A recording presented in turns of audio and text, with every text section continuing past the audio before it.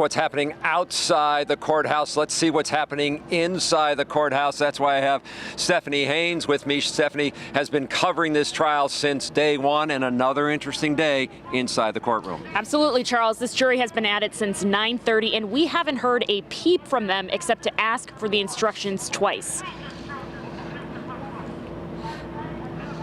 After hours of closing arguments Monday, 18 jurors returned to the courtroom Tuesday morning. The bailiff then put all 18 of the jury numbers written on sheets of paper into a tumbler. They then spun it around. Kyle Rittenhouse picked out 6 slips of paper. Those 6 are the alternate jurors. They had to stay at the courthouse, but in a separate room, while the jury of 12 went to deliberate.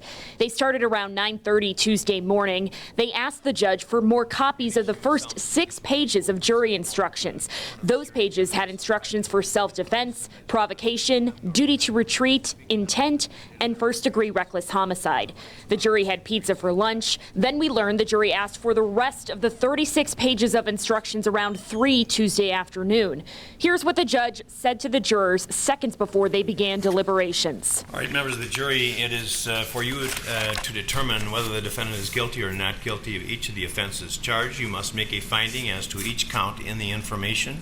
Each count charges a separate crime, and you must consider each one separately. Your verdict for the crime charged on one count must not affect your verdict on any other.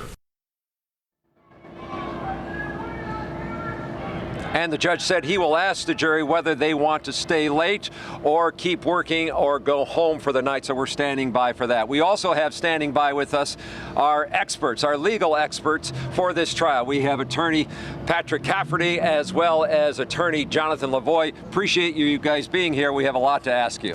First, we want to see what's your take on the jury asking for the first 6 pages of the instructions and then coming back asking for the total 36 pages. So the first 6 pages contain instructions that would be applicable to every single one of the charges. They included provocation, self-defense, retreat, things of that nature. So the jury is going to have to consider all of those concepts when they talk about each individual charge. From my perspective, pure speculation, what it suggests is you have very independent jurors. Sometimes the foreperson will be the only one with a copy of the instructions, and he or she then sort of controls information.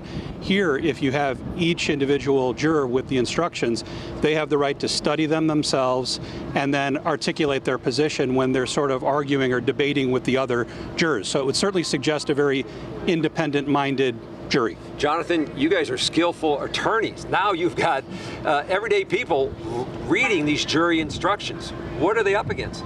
These are incredibly intense times for these jurors. These are very complicated instructions.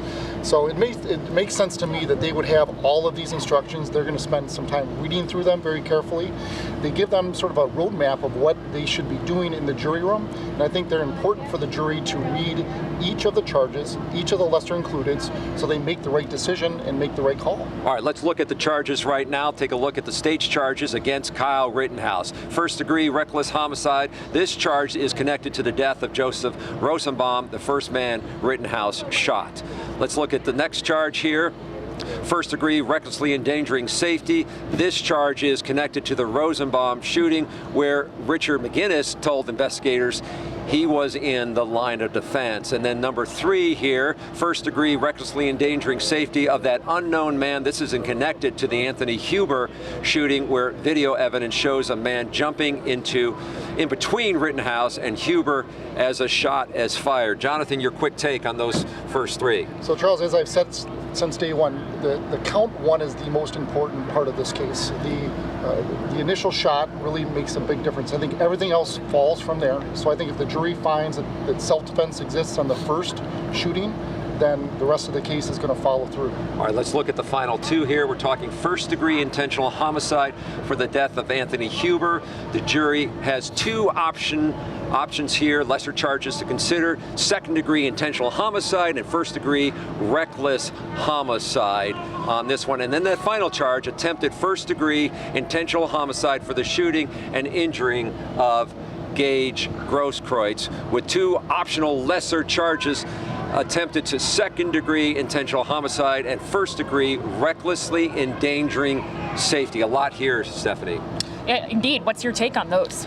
So I think this is where it really becomes more complicated for the jury, and I think it's more likely that this is where you would see a compromise among the jury. So if they're on the cusp of a hung jury, what they may do is decide to rally around one or more of these lesser included charges and find him guilty of one of the lessers as opposed to one of the more substantial charges. All right, Jonathan and Patrick will be here with us at 6 as well. Thank you for your time.